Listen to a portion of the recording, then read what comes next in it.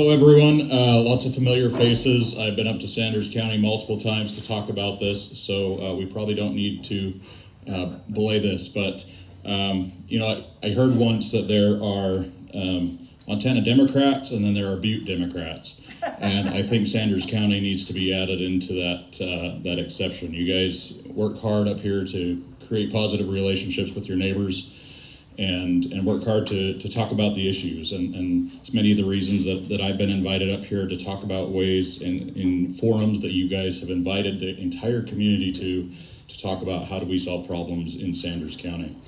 And Constitutional Initiatives 126 and 127, if there's one thing that you remember about them is that their goals is to encourage candidates to reach out to more Montanans in order to win. Okay. And the way that I like to talk about it is these are the issues that touch all issues. If you care about public education, if you care about your county, if you care about public lands, if you care about an independent judiciary, whatever the issue is that you're passionate about, if we don't have a voting system that works and hears voters and keeps the power in the voters' hands, then we're going to have a difficult time with all these issues, and we're going to keep spinning our wheels. So it's so important that, and what 126 will do deals with the primary. 127 deals with the general election. So 126 will, right now we get 4 separate party ballots in our June election. And what an open primary do, a top 4 open primary with 126 would combine all of those ballots and allow you to vote for the best person for the job all the way down your ballot. 126 covers 10 offices that are listed in our Constitution. And so right now, you can imagine in Sanders County that you want to be able to vote for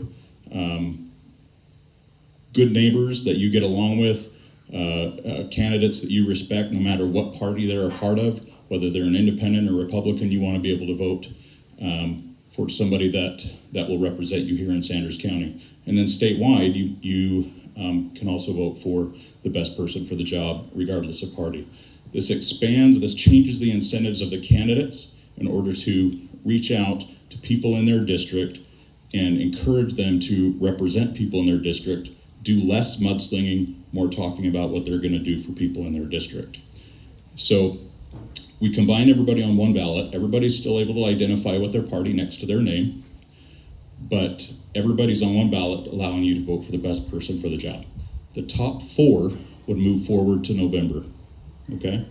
And then 127 says that of those 4, we want one of them to win with a majority. Again, the baseline goal here is to ensure that the candidate who wins in November also has to reach out to a broad swath of Montanans in order to win, and not just message their party. Right now we have 8% of Montanans electing the winners in November, right? And that's because in our partisan primary, you have a small amount of people showing up in the primary. Maybe in a Republican district, you have a small amount of Republicans electing that person, and that's the person who wins in November. That's why we have 8% of Montanans electing 88% of the seats, why we have 36 seats that were uncompetitive.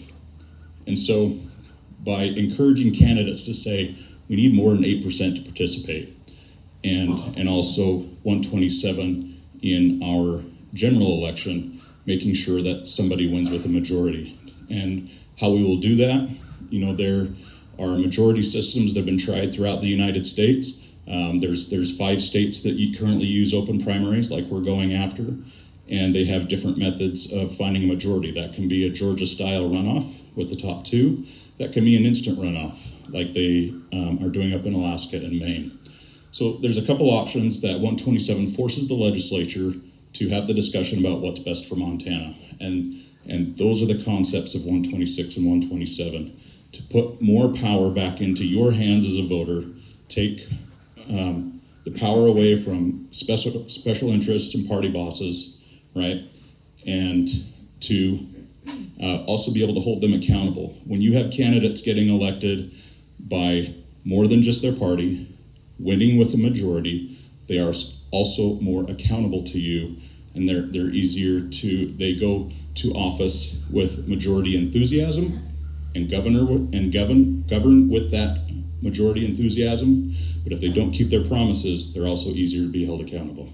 So those are the ideas behind those initiatives, and doing just what you're doing here in Sanders County to facilitate conversations with your neighbors again, to be able to go to the fence of your neighbor and to be able to have political conversations again, because we'll have a voting system that incentivizes that, for you to find out what you have in common, to find out the candidate that can represent your district in common together.